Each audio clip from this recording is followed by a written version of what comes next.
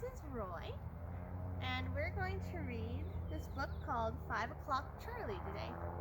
I chose this book for Roy because it's about an old retired horse, and Roy is our oldest horse that we have here. He's 35 this year, and he's also retired, so I thought he might enjoy this book.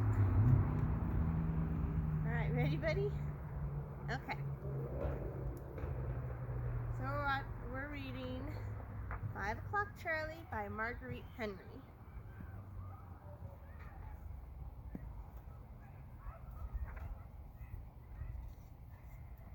Charlie was a big old workhorse with sad brown eyes and shaggy feathers on his feet. He belonged to Mr. Spinks, a lean, weathered man with a fringe of yellow whiskers that almost matched Charlie's mane. They both lived at Tulip Hill Farm in Shropshire, England.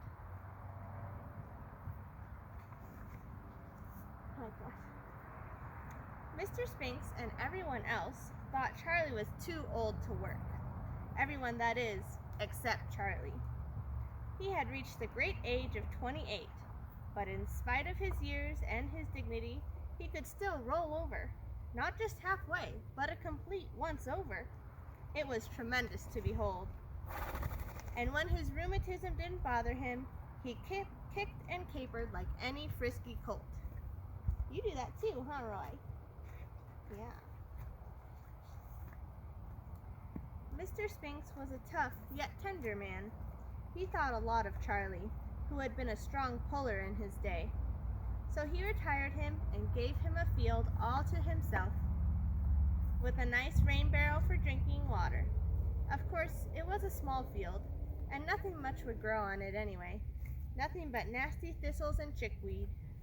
Charlie despised them both. One was too prickly and the other too bitter. Quite regularly, Mr. Spinks managed to bring him a wisp of hay, but even so, Charlie grew hungry and bored with life. He felt so useless. He missed the busyness of the old days, the plowing and planting, the logging and hauling, the raking and reaping, and he had nowhere at all to go. Not to the mill house to grind the grain, nor to the greengrocer's to deliver parsnips and peas and potatoes, nor to the blacksmith for a new set of shoes, not even to the old Boar's Head Inn on Cow Cross Road.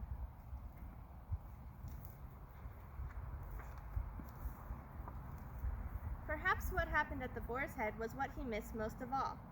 Charlie remembered how every afternoon at the stroke of 5, Bertie would appear.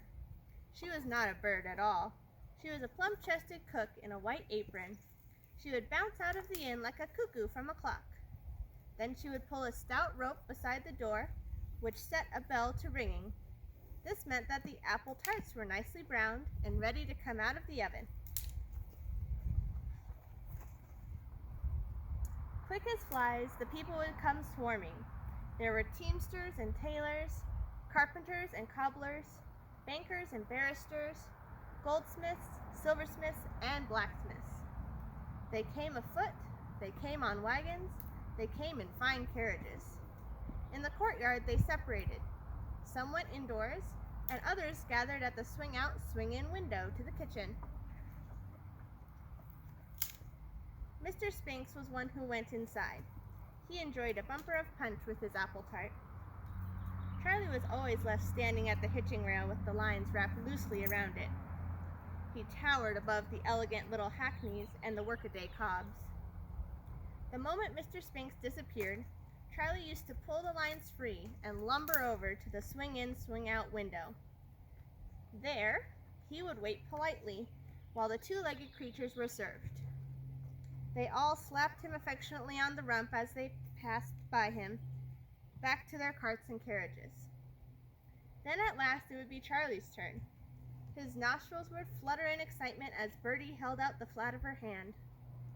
On it there was always a beautiful apple tart, oozing with juices that smelled of sugar and spices. "Charlie, you rascal," she would exclaim. "Now you get back to the hitching rail and do your eating there. I don't want you slobbering all over my clean window." When Mr. Spinks finally came out, wiping his whiskers on his sleeve, he never seemed to notice that Charlie's lines were no longer wrapped around. He just hooked him up, climbed onto the seat of the wagon, gave him a, and Charlie was off back home to Tulip Hill. In his retirement, Charlie sadly missed these 5 o'clock treats. He felt hungry and forlorn in his silent field, with only the grasshoppers thrumming their wings together and a woodpecker drilling holes in an old dead tree. Morning, noon, and night were all alike. It was a world of nothing but weeds and sky. Day by day, his head drooped lower, and his tail hung limp as an old rope. Hi. A month dragged by.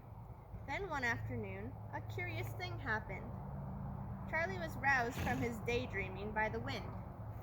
It was blowing sharply, bringing city smells and city sounds.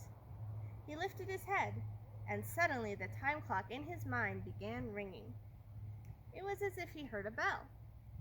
He had to answer it. He trotted across the field, around the old dead tree, past the water barrel, faster and faster until he broke into a gallop. He was heading straight for the fence. He was going to jump it. With all of his strength and power, he collected his great bulk and flung himself up and over. But he was traveling too fast. His 4 feet struck the top rail, smashing it to bits.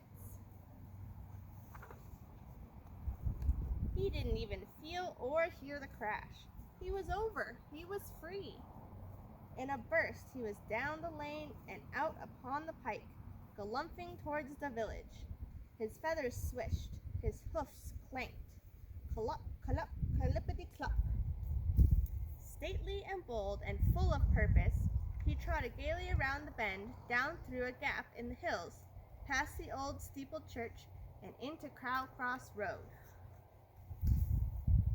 It was just like the old days. There was the friendly Boar's Head Inn and the same jolly people gathering at the window. They seemed delighted to see him and thumped him more affectionately than ever. "Let's give first place to Charlie," one said, and they all bowed and made way for him. When he reached the swing-out, swing-in window, he bunted it with his nose and came face to face with Birdie. Eek! She almost dropped a plate of apple tarts. "Charlie!" she cried. "Charlie, Charlie!" And she reached up and kissed him on his nose. Then she chose the biggest, brownest, juiciest tart of them all for him. And she let him eat it right there at the window. It was better than old times.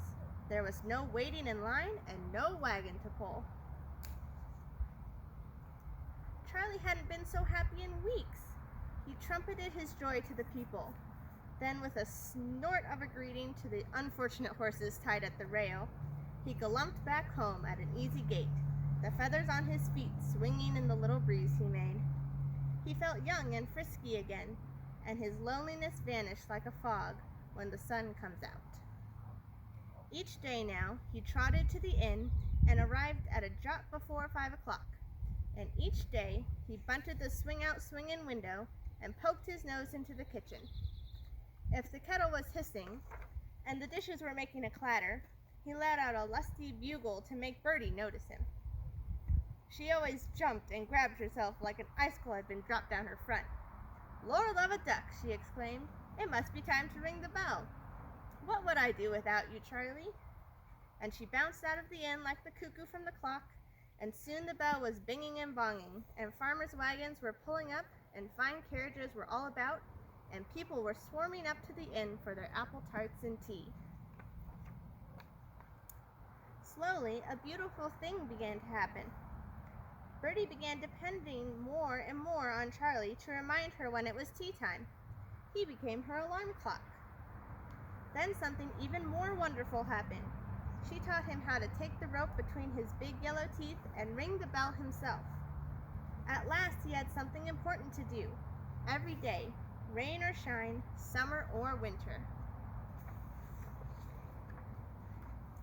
Of course, Mr. Spinks heard about these daily jaunts. The news traveled to Tulip Hill and well beyond. and one afternoon he was sauntering into the Boar's Head. He caught sight of Charlie, large as life, over by the window. He fancied for a moment at the thought of speaking to Charlie, but he couldn't quite bring himself to do it. He just gave a wink in his direction, then chuckling, he quickly turned his head, pretending not to see. It was a kind of secret shared. In the course of time, Mr. Spinks's wife noticed the broken fence rail. "Land sakes alive," she exclaimed. "Will you look at what that good-for-nothing Charlie has done? Mind that you bend that fence at once," she scolded Mr. Spinks. In fact, she had to scold him again and again. Each time he would scratch his head thoughtfully, and then reply in the same way, "Quite right, my dear.